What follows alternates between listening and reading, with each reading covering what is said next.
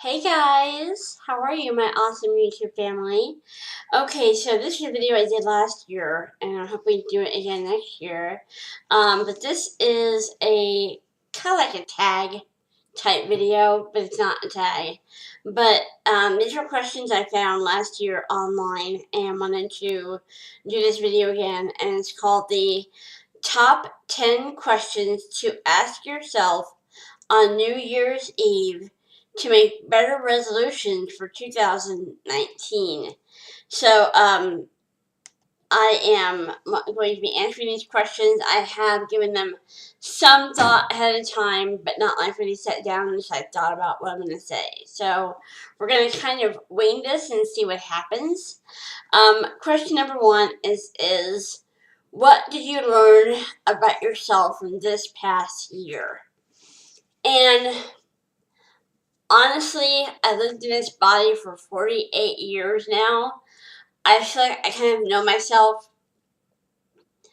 pretty well. And it really is nothing significant that I learned about myself over the past year. You always learn and grow and change and evolve. That's a constant thing. But I can't think of anything that jumps out at me as a major significant thing I learned about myself over this past year. Just be honest with you. Question number two. Which relationships meant the most to you this past year and why? I am so grateful for every friendship I have, every relationship that I have. They're all my favorites. I can't just pick one or two and say that. But my friendship with a friend of mine at church. She's a very dear friend of mine. We're semi-close in age, and she has been a huge source of encouragement and support for me. She knows when to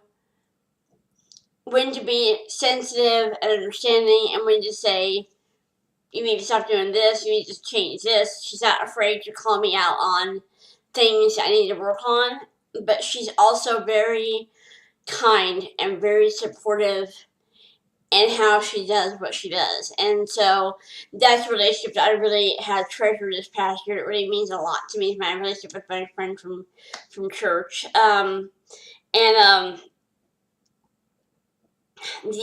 try and pick two relationships if I can. The second one I hadn't thought about ahead of time. But I'm grateful for every friend that I have. Every friend I have is just incredible to me and means a lot to me. And they all stand out as being significant. So it's hard for me to say pick one. It's like trying to pick a favorite. You really can't do that. But I would say over the past year, one of the relationships that's meant the most to me, and of course they all mean a lot to me. Don't get me wrong. I hate answering questions. It feels like I'm picking favorites, but it has to be my friendship with my dear friend, Annalise, who has been through some significant troubles this past year.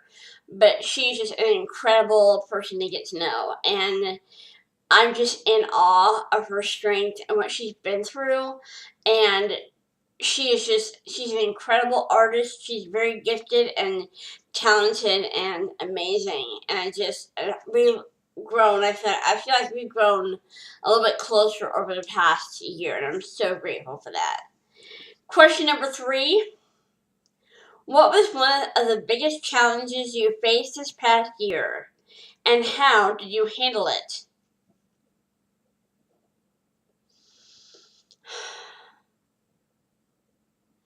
I think, and this may not be a very good answer, you guys, but I'm just being honest with you.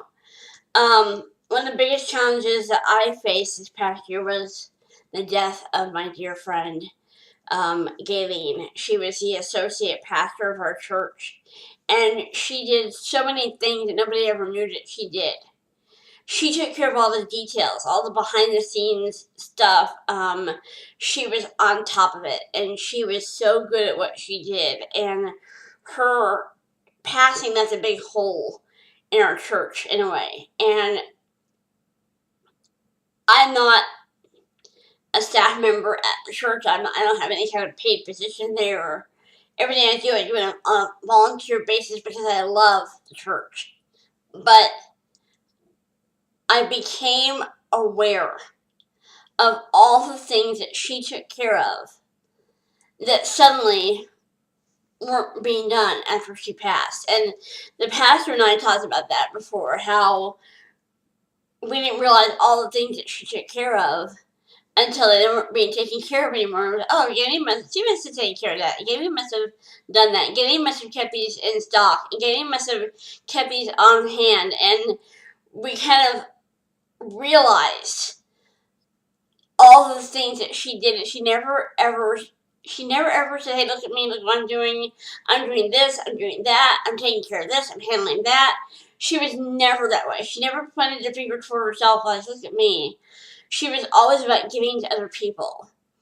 But one of the biggest challenges I feel like I faced personally, as well as in the church, was her passing. Because it just left a big hole, and suddenly things that were always taken care of before weren't being taken care of. And we've kind of had to learn how to adjust for that and find other people to do things. And it's been a big challenge this year. And the church, in the life of the church, but also in my life personally. The other day I was thinking, you know what, I want to go to McDonald's and get a cheeseburger. I'm going to call again and see if... Oh, that's right. This is this moment where the sudden cold realization hits you that person's not there anymore. And so, times I wanted to call her and just talk to her and say, "You won't believe what just happened," or "I'm having the worst day," and she's not there for me to talk to. So it's been a big challenge, personally as well as in the life of the church, if that makes sense. Question number 4, what was one of your proudest moments in this past year and why? This question, which is question number 4, and question number 9, I feel like are similar, so I may give the same answer for both. Sorry, not sorry. What was one of your proudest moments in this past year and why? As you guys know, or some of you might know, I run the computer on Sunday mornings for the church services. So we have a nice quality projector, and we have a big projection screen at the front of the sanctuary. And I want to make sure that the cell numbers go up at the right time, the Bible verses go up at the right time. I run the slides for the announcements and for the prayer requests and for everything we do on Sunday mornings. There's something that goes up on the screen for that. And I do that on Sunday mornings. And it's a challenge for me, but something that I love to do. And we have a series. We have about a 3 or 4 day span of revival services at our church, and we had a guest speaker come in to speak at all the revival services we had. And and he didn't tell me ahead of time what he was going to be speaking on. He would give me a Bible verse, so I'm going to be speaking on, on this Philippians 3:12 or something like that. He gave me a Bible verse or two to put up on there, but that was it. But that was the extent of it. And so I would, as he was speaking, I would go on Google and search images that matched what he was talking about and put them up on the screen. And on the last night there, last revival service we had, he came up to me afterwards and said, if I could, I'd take you with me and have you on the computer for every church I speak at. He said, why am I getting emotional? Wow, that was unexpected. He said, you have a gift for what you do. Because I didn't give you anything to work with. And I didn't tell you what I was going to be speaking on. I didn't tell you what to put up there. But you had stuff on the screen that matched what I was talking about at that moment.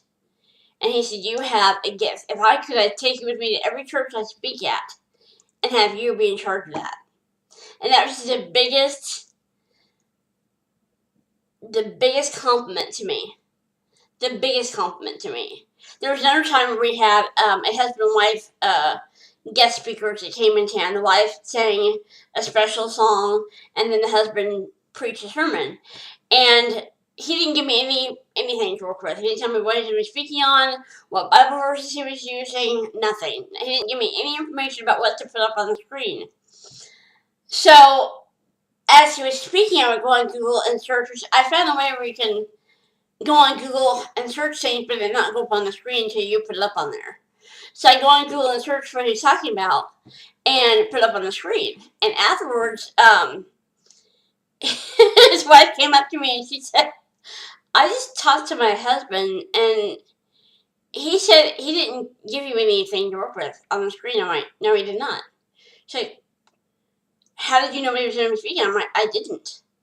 As he was speaking, I went online, searched for images that matched what he was talking about, and from up there, she was just like mind blown. She was like, how do you do that? I'm like, I just try to make it as quick as I can, try to find images that match what's being spoken about, and put them up on the screen, because I feel like images are so powerful. A lot of people are, learn visually. They're visual learners, and so I feel like an image really helps cement in your mind what the person's speaking on. And she was just blown away. He had not given me anything to put on the screen at all, but I put images up and verses up that matched what he was talking about. And I do what I do because I love to do it. I do what I do on Sunday mornings because it's fun for me. It's something I look forward to. I look forward to getting in there and seeing what I can do. You know what I mean? But to have people acknowledge that I've done something above and beyond what they expected, it's just the best feeling in the whole wide world. And those are my proudest moments this past year, and why. Question number 5. What was one of the most meaningful compliments you received this past year? And why was it so meaningful to you? Again, there's not one that really stands out.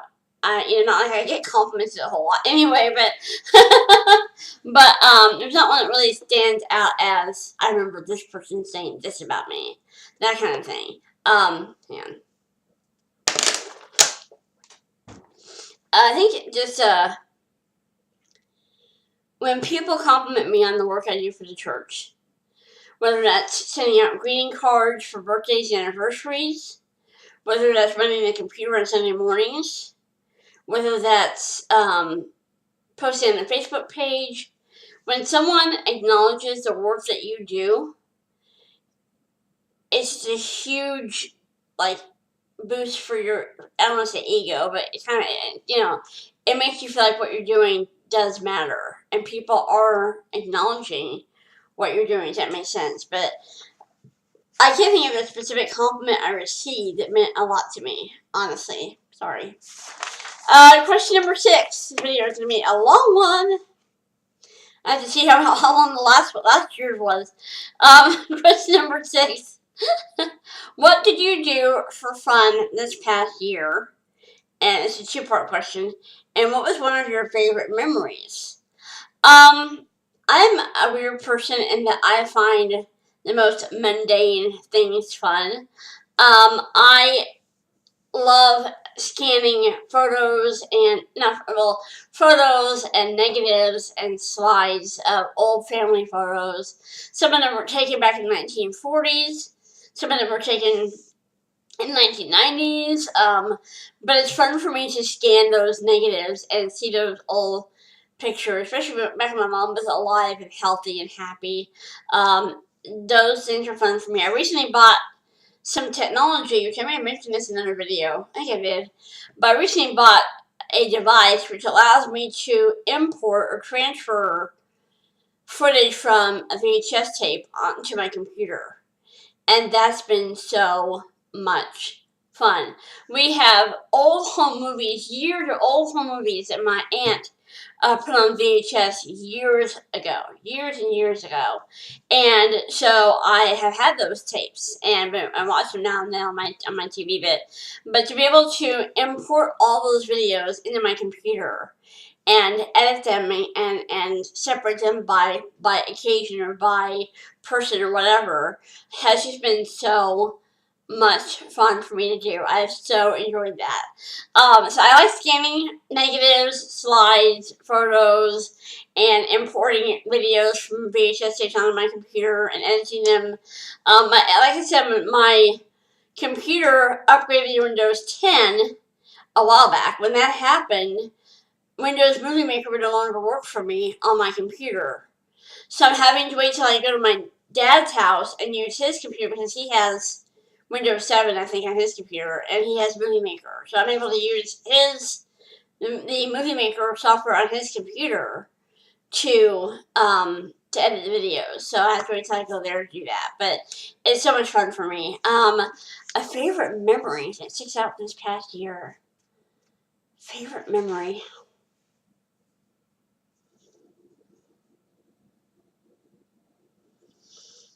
I think there's two that stand out in my mind. One is when I did the 1 mile walk, because I wasn't sure I could do that, and my friend was supposed to do it with me, but then she had to cancel like a week before. She had to cancel and wasn't able to do it with me, and so but I did it. I walked a full 1 mile. I did it. I was so proud of myself for that, and I'm gonna do it again next year too. The other favorite memory was my dad and I being able to fly to Michigan to surprise my oldest brother and spend time with him and his beautiful wife and his 3 amazing kids, who are all like over the age of 15 now. They're not really kids anymore, but that was such a special, amazing time for me to be able to do that. Okay, question number 7. If you could change one thing from this past year, what would you change and why?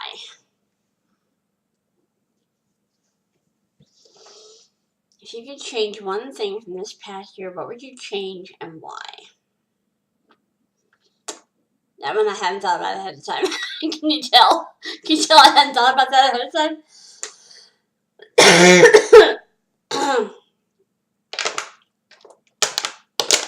Sorry, I'm thirsty. If I could change one thing from this past year, what would I change and why? I think I would just. There were a few people that passed away over this past year. One of them is my dear friend, like I mentioned before, Galen. I think it would just be to treasure the time that I have with people. To really, whatever time I get with them, really enjoy it. When I'm in the moment, hanging out with them, whatever we're doing, make sure I'm aware of how precious that time is. You know, if I had my last time with Daly when it was going to be my last time with her, I think I would have made a whole lot more of it. Does that make sense? I think it's just the one thing I could change from this past year would just be to really enjoy the friendships that I have and the people that are in my life. Question number 8. What was the most meaningful thing someone did for you this past year? 2-part question again. And what was the most meaningful thing you did for someone else? The most meaningful thing someone did for me this past year.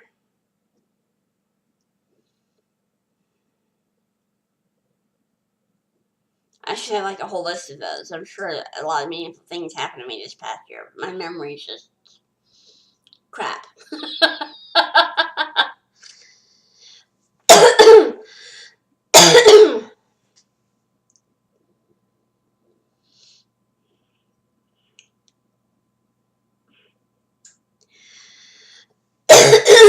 Excuse me, goodness.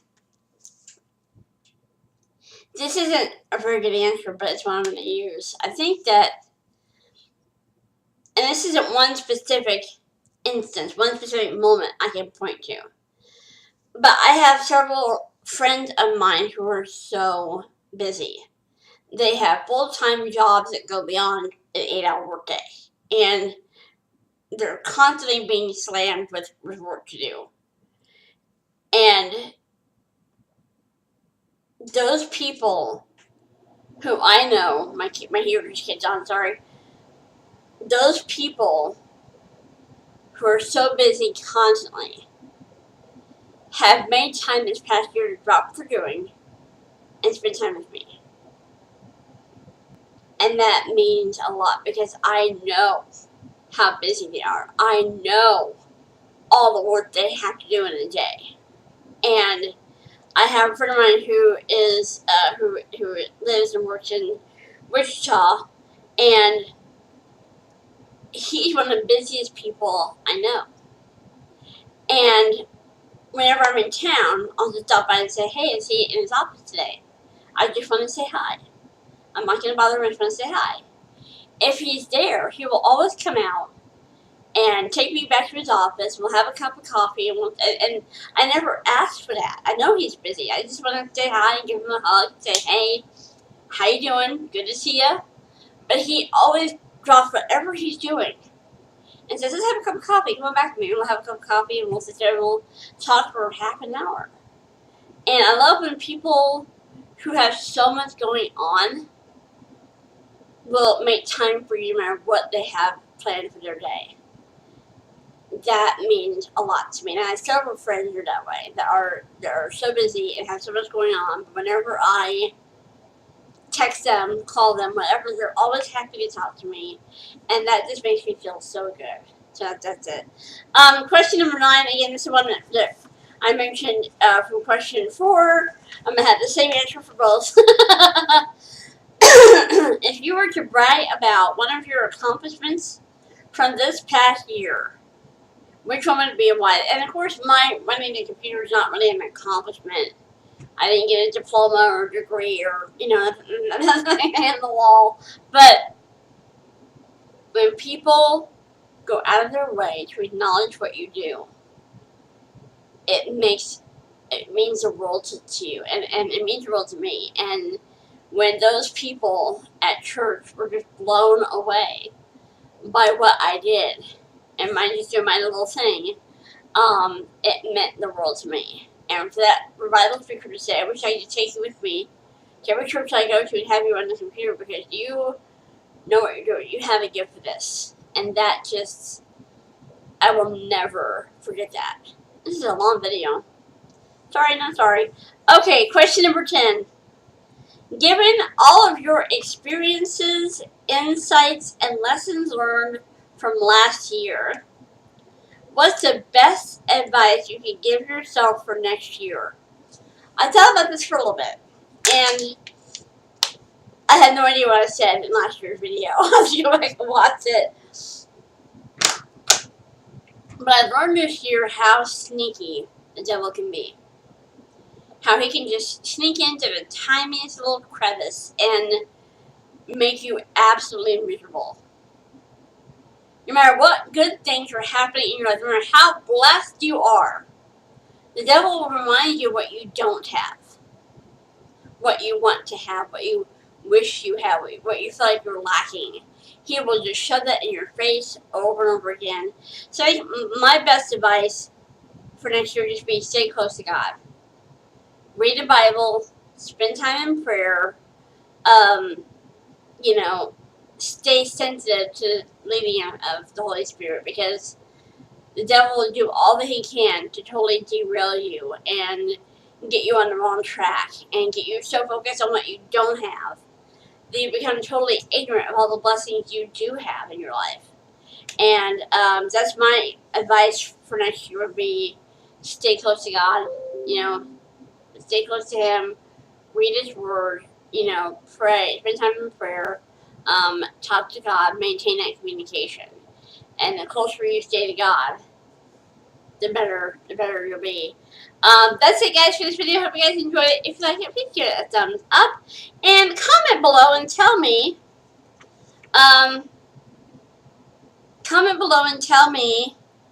what is the best advice you give yourself for next year? I'm curious to know what advice you give yourself for next year. This video, by the way, I forgot to mention, sorry, is a collab with my dear friend Carrie, and I'll link her video down below. I'm not sure what kind of video she's going to do yet, but I'm excited to work with her on this, and this video is a collab with my dear friend Carrie, and so be sure to check out her video down below. I'll also put the link for, let's see, what was I going to link below? I have something else is going to link below. What was it? My memory's just crap. Oh yeah, I can't remember. If I remember, I'll link it below. I'm gonna go. My mind is so messed up. I'm gonna go ahead and go, guys. Thank you very much to Carrie. Shout out to you for doing this video with me. I love you so much, girl. And I'll see you guys in my next video. Happy New Year!